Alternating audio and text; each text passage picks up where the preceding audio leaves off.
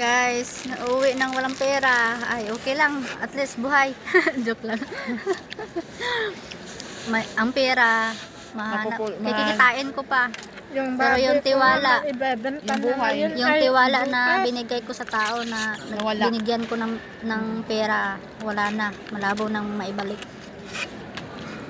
Naiinis ako sa Buti sarili. nga may ipon ako. Naiinis konti. talaga ako sa sarili ko ay.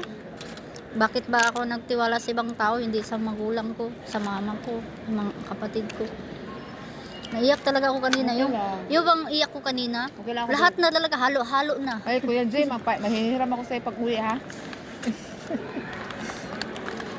Dahil sa online na yan.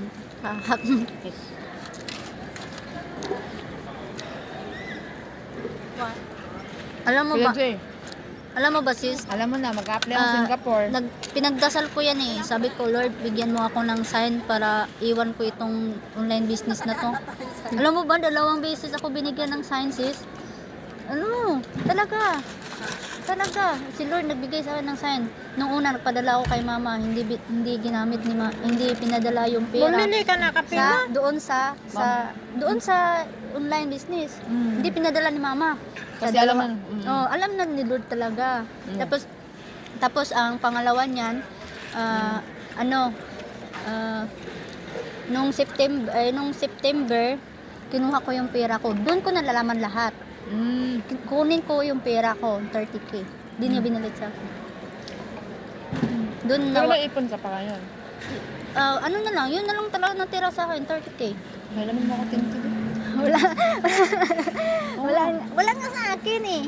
Hindi nga niya binigay sa akin. Sa mama mo, nasa mama Doon mo. doon sa nag-invite sa Kawawa. akin. Bakit ka kasi sumasali ng online? Kaya nga, yun nga ang problema sa akin. Ang bilis ko magtiwala. Iwan ko ba? Dati hindi pa ako nag-abroad ha.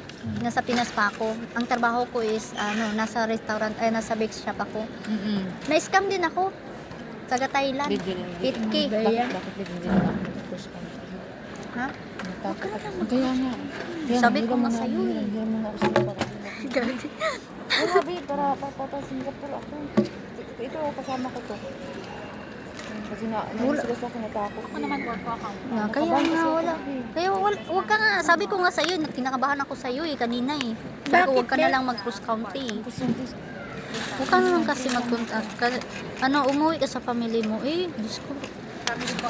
Kaya Wala.